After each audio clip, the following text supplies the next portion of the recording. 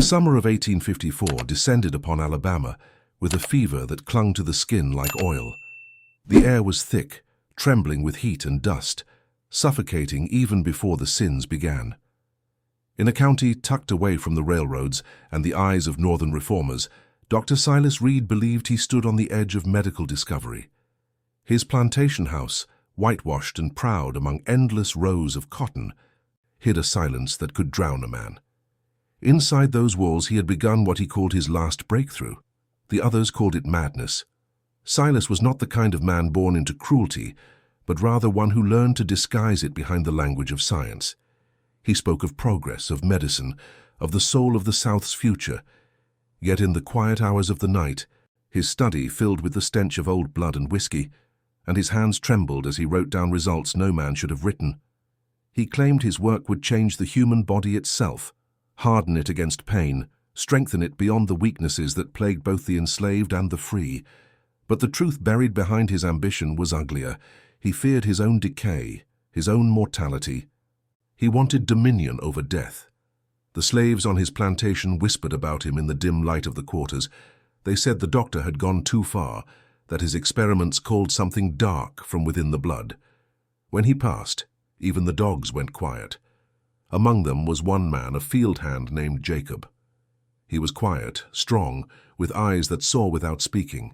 Jacob had already known loss, a wife sold to another plantation, a son buried before his first year. Silas saw Jacob not as a man, but as a vessel, a body fit to hold the answer he sought. One night, thunder rolled above the horizon like a warning. Reed sat by the window of his study, the candlelight flickering across open journals filled with failed trials.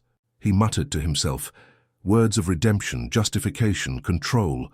On the table beside him lay a glass syringe, a needle long enough to reach a man's heart if pushed too deep.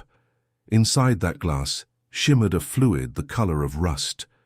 Reed had spent months distilling it from animal bloods, herbs, and an extract from his own veins. He called it Compound 6. To him, it was life condensed into something measurable, transferable. To anyone else, it was death waiting for a victim. When Jacob was brought into the room, silence filled the air thicker than the storm outside. Chains rattled against the wooden floor, and Reed's breath came heavy with guilt he still dared to call duty. He told himself he was giving Jacob a purpose, that science required suffering before salvation. Jacob did not fight. His eyes met Reed's, empty of fear, but heavy with something the doctor could never understand. Resignation born from generations of cruelty. Without ceremony, Reed drove the needle into Jacob's arm and pressed the plunger. The compound entered the man's bloodstream, slow at first, then violently. Jacob convulsed. The candlelight wavered as if the air itself recoiled. His pulse raced until it seemed to echo through the room like a drumbeat from inside his chest. Reed held him down, whispering notes, measuring tremors, blind to the horror of what he had done. Within minutes, Jacob's breathing calmed. He opened his eyes, but something behind them had changed. The whites flickered darker, his pupils dilated wide, and a faint tremor rolled under his skin like waves under earth. Reed stepped back, trembling not from pride, but from dread. He had touched something he did not understand. Over the following days, the house grew tense. Reed documented every reaction with obsessive precision. Jacob's strength returned too quickly. He worked double the hours, carried loads that should have broken his shoulders. He barely spoke, he did not sleep. Sometimes the other slaves claimed they heard him muttering at night, not words, but strange gasps that shook them awake. One morning, Reed found him standing barefoot in the dew, staring at the sun until his eyes watered blood. He didn't blink. When Reed asked what he was doing, Jacob answered softly, "I'm listening." To what the doctor didn't dare ask. Soon after, livestock began dying. Goats bled from the eyes. A horse foamed and dropped mid-step. Reed refused to make the connection, but the overseer brought him a piece of torn cloth. Jacob's sleeve, stained with red that wasn't his own. Reed buried his fear in drink. He told himself the doctor must not let superstition rule him. But at night, the mansion moaned under its own weight, and footsteps creaked across empty halls. He dreamed of Jacob's eyes, unblinking, reflecting fire. By the end of that week, Jacob vanished, gone from his shackles, gone from the fields. Reed ordered searches, sent lanterns through the woods. He told himself it was containment, not fear. But each hour he failed to find him. The doctor's certainty began to rot. The experiment that was supposed to define his genius had turned into something loose and silent in the dark. That night, Reed sat alone in his study, the syringe still wet with residue. He looked at it as if expecting it to speak. Outside, the rain had stopped. Somewhere in the valley, a cry echoed, deep, raw, human, but twisted by something that no longer belonged entirely to man. And for the first time in his life, Dr. Silas Reed understood that he had created something he could not control and would never be able to kill. The next morning rose pale and swollen, as if the sun itself feared looking upon Reed's plantation. The doctor barely slept, haunted by the sound that had carried through the night. His mind sought explanation, delusion, exhaustion, coincidence, anything but divine vengeance. Yet as he walked the grounds, he noticed the silences. The fields were still. The workers refused to meet his eyes. The wind itself seemed to hold its breath. He ordered the overseer to resume the search for Jacob. Men combed the nearby woods, their torches casting long shadows through the Spanish moss. They found footprints leading deeper into the marshland, each heavier, more erratic than the last. Reed studied them, confused by the way the impressions seemed to grow wider, as though Jacob's very shape had changed as he moved. That thought he buried quickly, labeling it a trick of moisture, a distortion of mud. Back at the house, Reed's journal filled with frantic entries. Compound 6 metabolizes too rapidly. Increased heart function beyond expectation. Subject's sweat carries metallic odor. Possibility of infection spreading.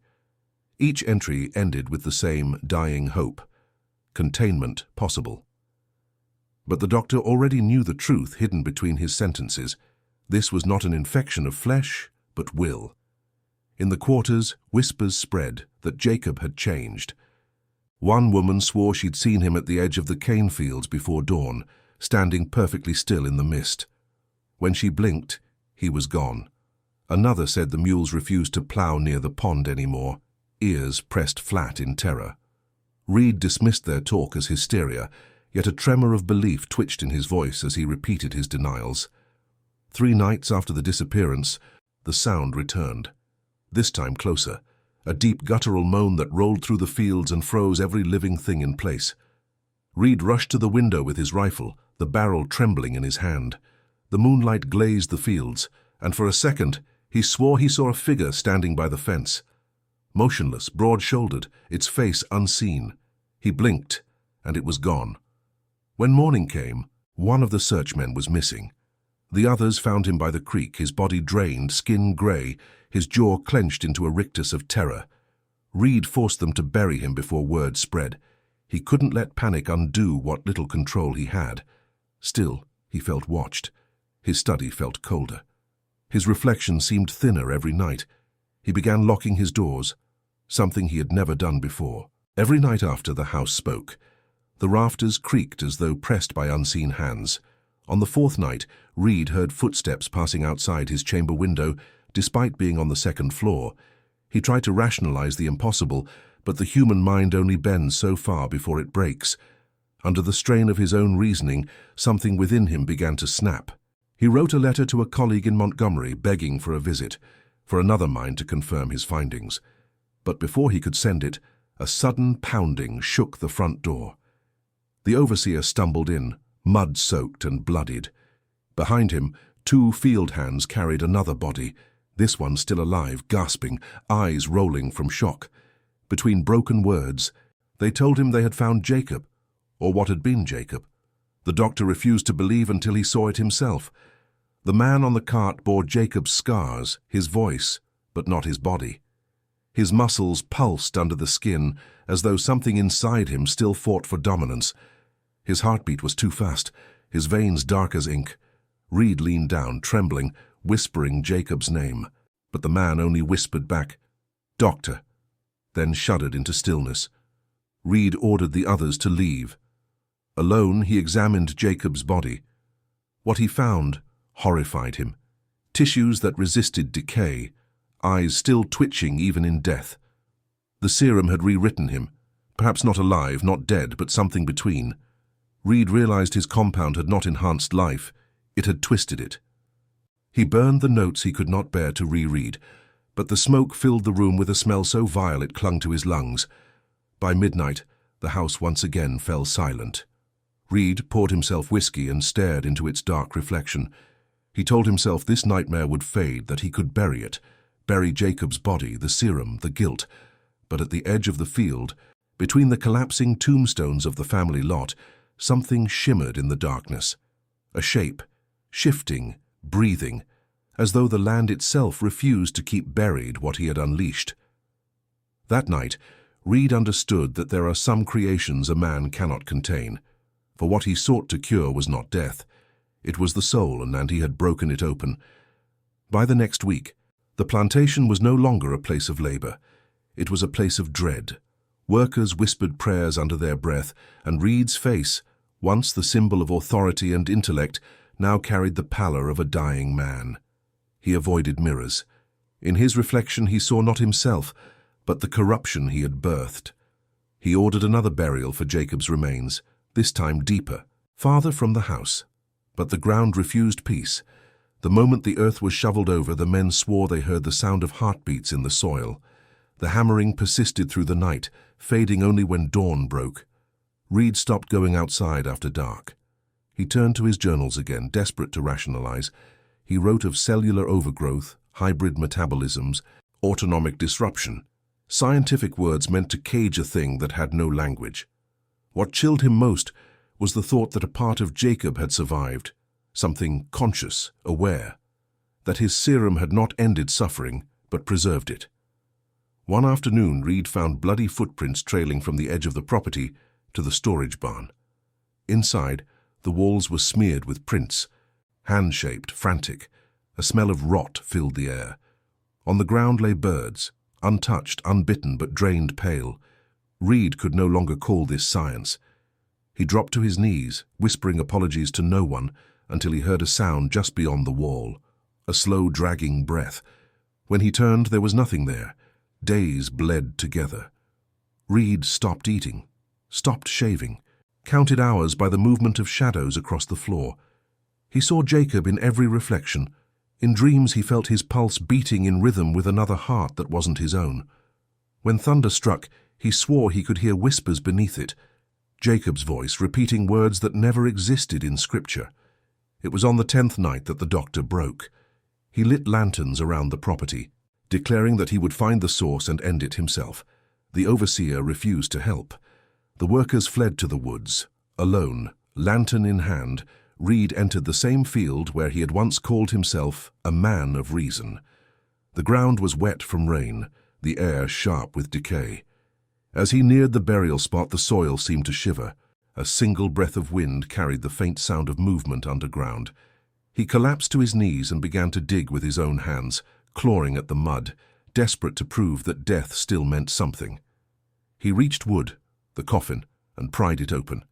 Jacob's body was gone. For the first time, Silas Reed screamed. He screamed not as a doctor, but as a man who had seen his reflection stripped away. Behind him, the field rippled. A silhouette moved slow and deliberate through the mist. He turned, and there stood Jacob, or what was left of him. The man's skin glistened with sweat and decay. His eyes were dark, unfocused, yet alive with something ancient, a will that refused to die. Reed stepped back, whispering his name. Jacob didn't respond. He only walked closer, his slow, heavy steps sinking into the soil that had failed to hold him. When he spoke, his voice was broken, half choke, half growl. "You gave me your fear." Then he lunged. The lantern fell, shattering beside them. Fire spread through the wet field with unnatural hunger. Reed stumbled backward as the flames caught the dry cotton stalks, igniting his entire legacy in seconds. The air exploded with heat and screams.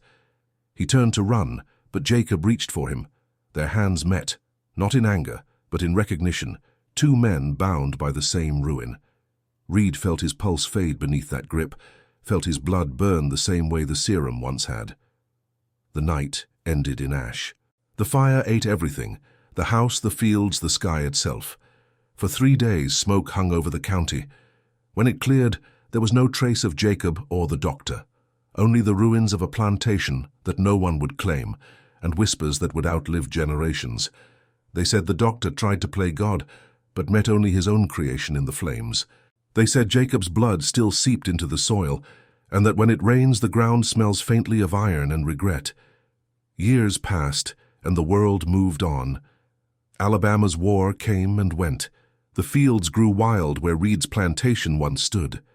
Locals avoided the land, calling it cursed, though few remembered why. Only stories remained, vague, changing with each telling. But beneath those stories lingered a truth, buried among bones and ash. In 1866, a young physician named Thomas Caldwell arrived in the county. Fresh from New York, he brought northern medicine to a wounded South. He bought the ruins of Reed's land, seeing potential where others saw death. The first day he set foot there, he felt the strange quiet that never seemed to leave. The soil was dark, richer than any around it. He thought it perfect for rebuilding. He was wrong. Within weeks, his workers began to fall ill. Symptoms came sudden: fever, black veins, bursts of energy before collapse. Caldwell studied it with fascination. He found traces of something in their blood, denser, more reactive than any illness he knew.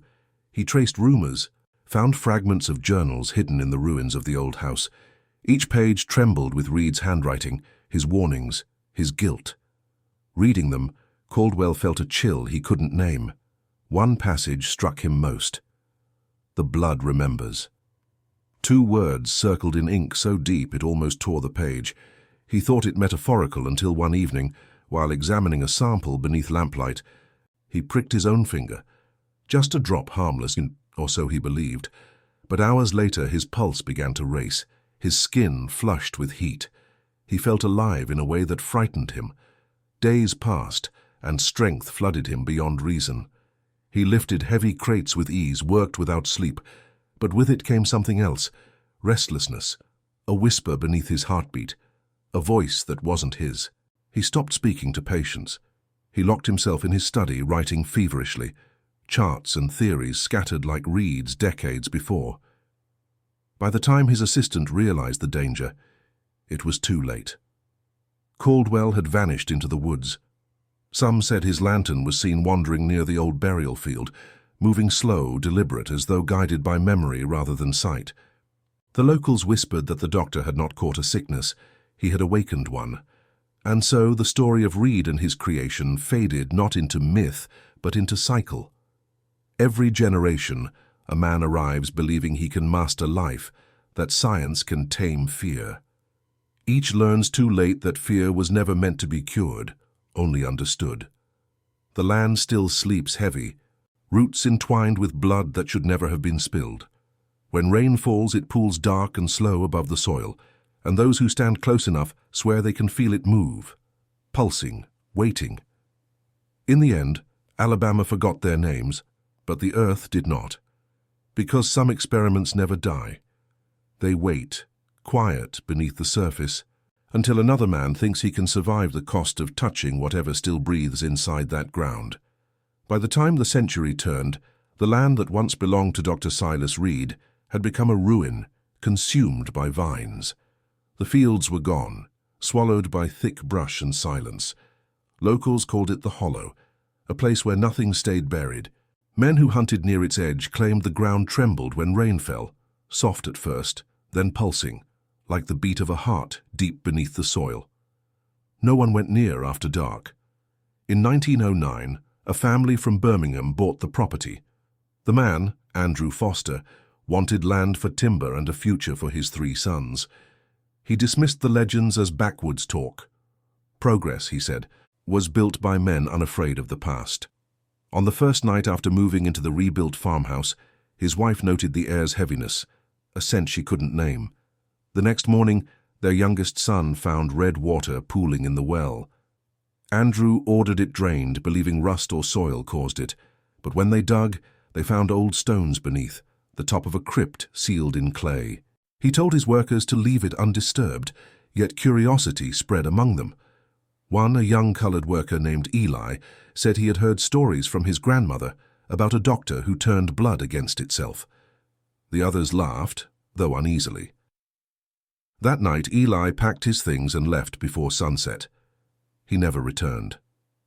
Summer burned hotter than usual. The animals refused to drink from the trough. Trees around the farmhouse grew twisted, vines bleeding sap darker than pitch. When thunderstorms came, lightning struck the same field twice within minutes.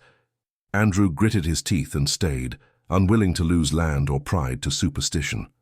But one evening, while measuring timber near the old field line, his eldest son found bones, human, scattered as if pushed upward by the earth itself. Days later, his wife fell ill. Fever took her suddenly, followed by trembling and hallucinations. She claimed she saw a man standing in the corner of her room, watching with eyes black as pitch. Andrew called doctors from Montgomery, but none could find an explanation. Her pulse raced until her heart gave out. The evening she died, thunder rolled above the hollow, and every lamp in the house flickered before bursting. Andrew's grief hardened into rage. He blamed himself for staying, for not heeding the whispers. He ordered a fire torched across the property to purge whatever lingered. But flames refused to spread. The ground seemed to swallow them whole. In desperation, he tore up the sealed stones near the well to prove there was nothing beneath. When they cracked open the clay lid, foul air surged upward. Inside lay not a coffin, but a knot of roots shaped like veins, glistening wet. Within weeks, the Fosters abandoned the hollow. Their farm burned a year later under mysterious weather. Clear sky, no witnesses, no lightning. Only Andrew survived long enough to tell neighbors what he believed. He said the land was alive, that it remembered the sins buried under it, and that one night he heard something whisper from the soil calling him by name. He died raving that the ground had spoken through blood. For half a century, no one dared rebuild. The hollow became a gap on maps and a rumor among children. Old folks said if you cut yourself anywhere within 5 miles, your wound bled longer there than anywhere else. Hunters swore they saw lanterns moving between the trees on fog nights, the ghosts of doctors still tending to their sins. And sometimes, when the rain fell just right, a faint echo like a heartbeat could be heard beneath the mud, always steady, always waiting. Generations forgot the names of Reed and Caldwell, but their work endured, not as science but memory. The blood they spilled had fed the soil, and the soil returned the favor. In silence, patient as rot, it remembered every scream, every drop, every lie. The hollow stood as its monument, untouched, until the modern age decided to dig again. By 1952, Alabama had changed its skin, but not its bones. Paved roads reached places that once hid from history, and one such road cut near the edges of the hollow. A construction crew was sent there to clear ground for a highway extension. The foreman, Harold Kinney, came from Mobile and thought local ghost stories made good beer talk. He laughed at warnings from nearby farmers, chalking them up to old fears. But the first night, one of his bulldozers sank 2 feet into the earth, even though there was no rain, no soft soil. The crew worked for 3 days before anything seemed wrong. Then, on the 4th, they uncovered what looked like an old cellar door made of warped timber. The workers cheered the find, maybe treasure, maybe history, but when they pried it open, a wave of stench poured out so vile they had to step back, gasping. Inside was nothing visible, only dark. One brave man climbed down with a flashlight. He was gone 6 minutes. When they pulled him out, his hair had gone white, and his skin looked drained, almost grey. He couldn't speak another word. Harold shut the project for 2 days. The company demanded results, not ghost stories, so he resumed. But men began disappearing one by one from camp at night. Their empty boots often remained at their tents, sometimes filled with water red as rust.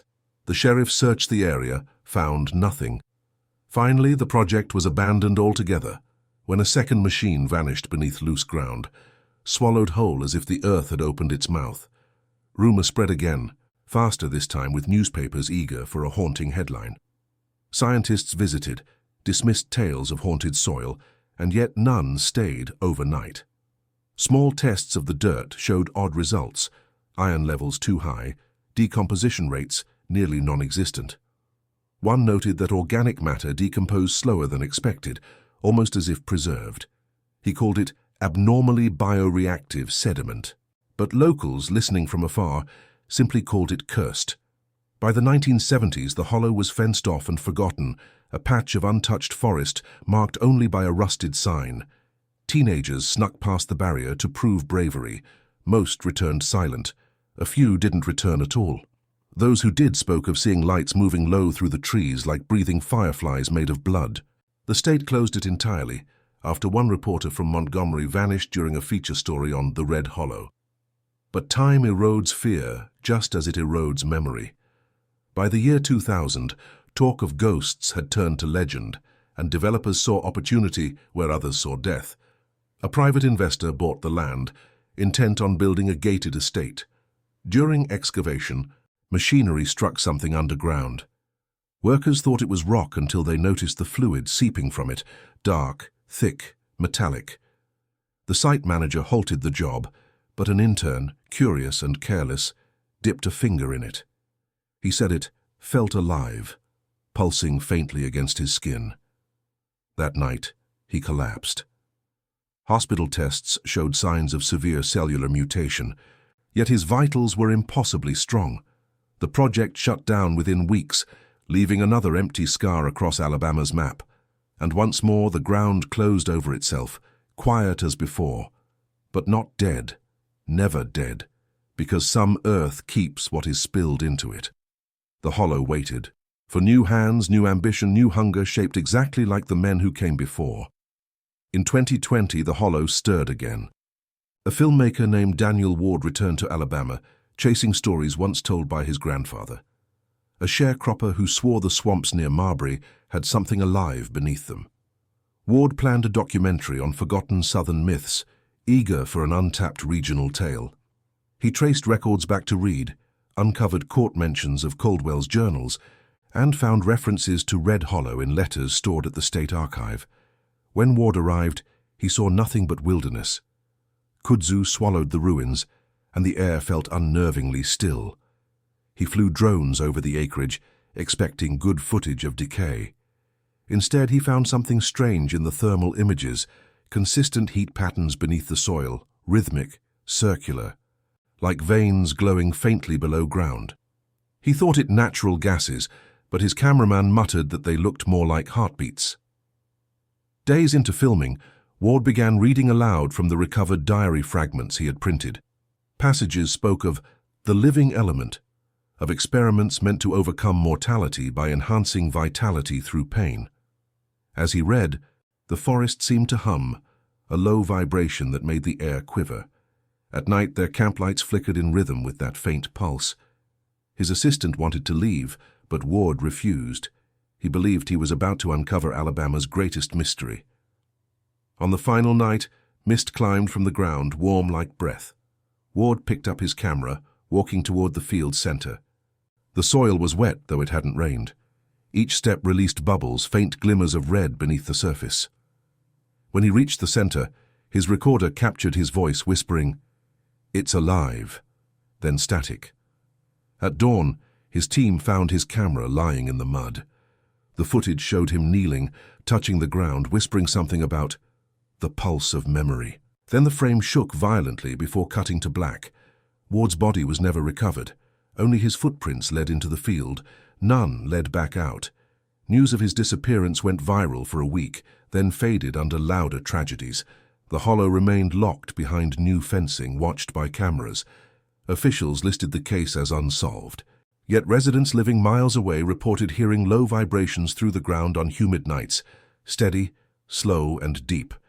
Those who heard it swore it matched the rhythm of a heartbeat. And so, more than a century after Silas Reed drew his first blood, his experiment still breathed beneath the Alabama soil, waiting for anyone daring or foolish enough to think life could ever be conquered. The hollow lies still now, fenced by steel and silence, but silence like the past never dies, it merely waits. Inside the chain-link boundaries, grass grows thick and wet, trembling whenever thunder passes overhead. Beneath it runs a network of unseen roots, the remnants of ambition turned into veins of the earth itself. No one owns this land anymore, The state calls it protected. The locals call it alive. Once every decade, a researcher, scientist, or skeptic ventures close. They always say the same thing before their voices fade from record. The air feels heavy, as though breathing through another's lungs. Some claim that radio waves distort their signals, thumping in rhythm as if mimicking a cardiac beat. Those who dig even shallowly strike damp soil that leaks rust-colored moisture. Samples never last. They coagulate almost instantly when removed from the site, forming small, heart-shaped clots. But legends stretch far beyond the soil. Nearby towns still whisper that on certain nights, the moon shines red across the field, tinting smoke rising from ground unseen. Local children dare each other to stand at the fence and listen closely. They say if you stay quiet long enough, you'll hear a slow voice rising through the soil. A heartbeat first, then a whisper, sometimes saying a name, sometimes your own.